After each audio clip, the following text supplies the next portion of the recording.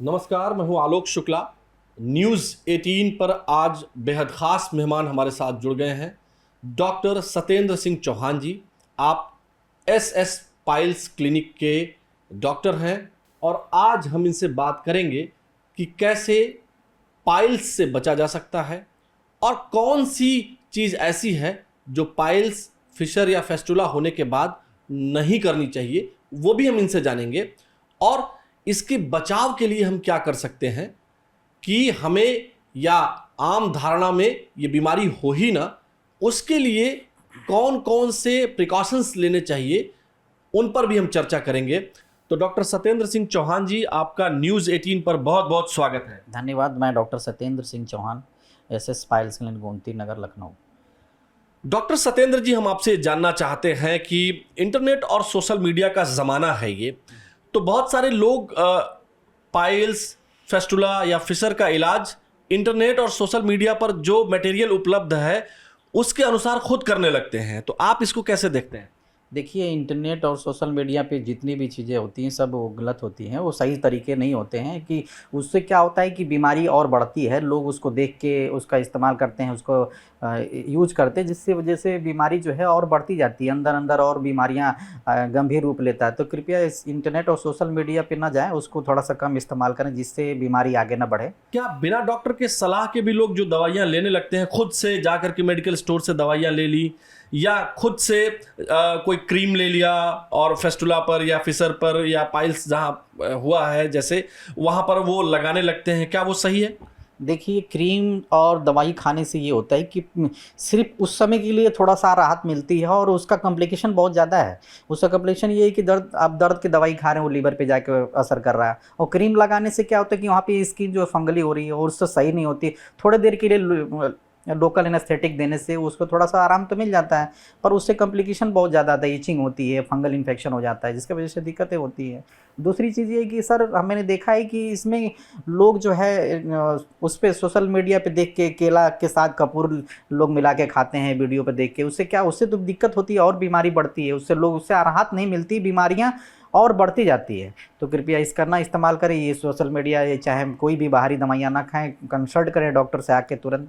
जो ग्रामीण इलाके हैं वहाँ पर कोई जड़ी बूटी के नाम पर या कुछ इस तरह की चीज़ें देते हैं, तमाम बाबा हैं या झोला छाप डॉक्टर हैं जो कहीं से गए और किसी के यहाँ बहुत दिन तक रहे हैं और वो खुद को एक्सपर्ट मानते हुए इलाज करने लगते हैं। तो ऐसे लोगों से बचने के लिए क्या सलाह देंगे? क्या इनसे भी इलाज कराया जा सकता है? आप क्या कहेंगे इसके बारे में? देखिए, हम इन लोगों के बारे में हम क्या कहें। इन लोग के जो है बीमारियां जो होती है धीरे धीरे ये लोग बढ़ाते रहते हैं। जैसे इन लोग को तो मालूम है नहीं कि कौन सा एक्सपिंटर कहाँ पे है, एक्सटर्नल कहाँ है, इंटरनल एक्सपिंटर कहाँ होती है, और भी इलाज करते रहते हैं उसी हिसाब से, बिना ऐसे धागे से करते रहते हैं। पेनफुल भी प्रोसेस होता है, रिंग कटने का डर रहता है, बीमारी जो है बढ़ने का डर रहती है। इससे ज़्यादातर ये जोरा छपी से ना इलाज कराएं इसके बारे में। अगर आपके यहाँ इलाज होने के बाद कौन सी ऐसी मशीन है, क्या है जिससे आप इलाज करते हैं कि बहुत हद तक चीज़ें ठीक रहती हैं? देखिए, हम जो इलाज करते हैं जर्मन मशीन से करते हैं। उसका काम क्या होता है, मसों को लाइगेट कर दिया जाता है। वो 2-3 दिन के अंदर वो झड़ के कट के झड़ जाते हैं। और दूसरी चीज़, ठंडी सेकाई जो हम -2 से 5 डिग्री पे उसको आइस करके उसको छोड़ देते हैं, धीरे धीरे वो मसा सूख के अपने आप घिर जाता है और दोबारा नहीं होता है। अच्छा, लेकिन अगर व्यक्ति अपनी दिनचर्या नहीं ठीक रखे और फिर से तला भुना और ये सब खाने लगे, आप योग को और इन चीज़ों को इसमें कितना सहायक मानते हैं कि अगर योगा करने लगे व्यक्ति, जैसे आपके यहाँ इलाज करवा के ले गया, तो अपनी दिनचर्या योगा कर ले या रनिंग कर ले या कुछ इस तरह की फिजिकल एक्सरसाइज, हाई फाइबर युक्त खाना खा ले, तो क्या फिर दोबारा होने के चांसेस नहीं रह जाते हैं फिर? देखिए, आपको अपनी दिनचर्या तो चेंज करना ही पड़ेगा। दिनचर्या चेंज इस क्यों करना पड़ेगा, क्योंकि अब देखिए, अगर आप तली भुनी चीज़ें खाएंगे तो जाहिर सी बात कॉन्स्टिपेशन होगा, कब्ज बनेगी, गैस बनेगी, पेट साफ नहीं होगा। फिर लंबे समय तक धीरे धीरे करते करते करते बीमारियां होने के चांसेस रहते हैं। पर ज़्यादातर हम जो इलाज करते हैं जर्मन मशीन से, ठंडी सेकाई से, 4 सूत्र से, वो दोबारा रिकरेंसी के चांसेस नहीं है। पर यह है कि आपको दिनचर्या थोड़ा सा चेंज करना पड़ेगा। आपका रोटेशन है, जो टाइम से खाना खाइए, टाइम से सोइए, आप फाइबर की मात्रा ज़्यादा लें, आप तली भुनी चीज़ें कम खाएं, रनिंग करें, एक्सरसाइज करें, योगा करें। इन सब चीज़ों करने से ये बीमारियां थोड़ा सा दोबारा रिकरेंस होने के चांसेस 90 से 100% नहीं रहते हैं। लोग बहुत देर तक जगते हैं, रात में मोबाइल देखते रहते हैं बेड पर लेटकर, या फिर चेयर पर बैठकर मोबाइल देखते रहते हैं, बहुत देर रात तक जगते हैं। इसका कितना असर पड़ता है कब्ज वगैरह बनने में, और क्या इन वजहों से भी, रात में अधिक जगने की वजह से, मोबाइल वगैरह बहुत देर रात तक देखने की वजह से और सुबह देर तक सोने की वजह से भी ये बीमारियां हो सकती हैं कब्ज और कॉन्स्टिपेशन होने के बाद? जी, हो सकती है, ज़रूर हो सकती है। आप देर रात तक जगेंगे तो आपको कब्ज़ की दिक्कत होगी, कॉन्स्टिपेशन होगा, जो आप खाना खाएँगे वो डाइजेस्ट नहीं होगा प्रॉपर, और वो धीरे-धीरे स्टूल टाइट, सुबह आप जाओगे स्टूल करने तो टाइट होगा, जब टाइट होगा तो एनल कैनाल स्किन में क्रैक लगेगा, तो फिशर की दिक्कत हो सकती है आगे चल के, आपको जलन होगी, दर्द होगी। तो आप अपने दिनचर्या को चेंज, देर रात तक ना जगें और टाइम से खाएँ, जिससे डाइजेशन होने में आसानी रहे, खाना पच जाए और आपका जो अदर बीमारियाँ होती हैं उससे आपको छुटकारा मिले। एक बहुत इंपॉर्टेंट बात मैं आपसे पूछने जा रहा हूं, जो शहरी इलाकों में ये आम है और अब तो ग्रामीण इलाकों में भी है। बहुत से लोग जो है शौच के लिए जाते हैं, चूँकि वो जो मॉडर्न स्टाइल के शौच हैं, जो कमोड होते हैं, उस पे बैठ करके बहुत देर तक लोग जो है मोबाइल यूज़ करते हुए जो है शौच करते हैं। उनके लिए क्या सलाह है, चूँकि इस पर लोग बहुत कम चर्चा करते हैं। बहुत देर तक जो शौच में बैठते हैं, शौच के लिए बैठते हैं, मोबाइल चलाते रहते हैं, उस दौरान भी उनके लिए क्या सलाह है? क्या उनको बहुत देर तक जो है शौच में बैठने की वजह से भी ये प्रॉब्लम हो सकती है?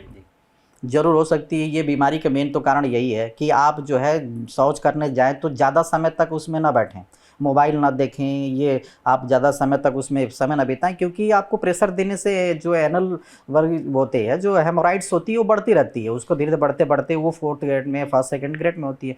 ये ज़्यादातर प्रेशर देने की वजह से ही बीमारी होती है और ज़्यादा समय तक आप बैठे रहने की वजह से होती है। प्रेशर हमने देखा है कि लोग गाँव में, शहरों में लोग उसमें बैठते हैं और दबाव देते रहते हैं, मोबाइल देखते रहते हैं, फिर दबाव प्रेशर देते हैं। उससे क्या होता है कि पाइल्स बढ़ता है, हेमोराइड्स बढ़ती है, धीरे धीरे बढ़ते बढ़ते वो 4th ग्रेड में चली जाती है, ब्लड आते हैं और दर्द भी होती है, सहनी दर्द होती है इसमें। तो डॉक्टर साहब क्या सलाह देंगे कि समय से खाएं, मतलब कौन सी सलाह देंगे? आखिर में हम आपसे यही जानना चाहते हैं कि आप ऐसी कौन सी सलाह देंगे कि लोगों को पाइल्स हो ही ना, और हो जाए तो क्या करें? देखिए, हम कहना यही चाहेंगे कि आप जो है खाने में सबसे ज़्यादा फाइबर की इस्तेमाल करें, गाजर, मूली, खीरा काकर खाएँ, तली भुनी चीज़ें ना खाएँ, खाने में जो है सादा भोजन करें, ज़्यादा सही रहेगा, और टाइम से खाना खाएं, पानी की मात्रा बढ़ाएं और देर तक शौच में ना बैठें। आपको अगर पेट आपका डिस्टर्ब है तो 2 से 3 बार जा सकते हैं, कोई दिक्कत नहीं, पर ज़्यादा समय आप शौच में ना बैठें, ये आपके लिए आगे चल के दिक्कत हो सकता है। पाइल्स, फिस्टुला, फिशर जैसी बीमारियाँ हो सकती हैं। किसी को मान लीजिए ये पाइल्स की बीमारी हो जाए, फिस्टुला हो जाए, या इस तरह की बीमारी हो जाए, तो वो क्या करें? हमारे SS piles clinic Gomti Nagar Lucknow centre पे आएँ और इसका इलाज कराएं। जर्मन मशीन, क्रायोसर्जरी, 4 सूत्र द्वारा ये बीमारी जड़ से ख़त्म की जाती है। कृपया शर्माएं नहीं, हमारे सेंटर पे आएँ और इलाज कराएं। चलिए, बहुत शुक्रिया डॉक्टर सत्येंद्र सिंह चौहान जी, हमसे बात करने के लिए। बहुत खुल करके आपने बात की और हर पहलू पर हमने चर्चा की, ताकि हमारे जो दर्शक हैं वो ये समझ सकें, देख सकें और अपना इलाज करा सकें।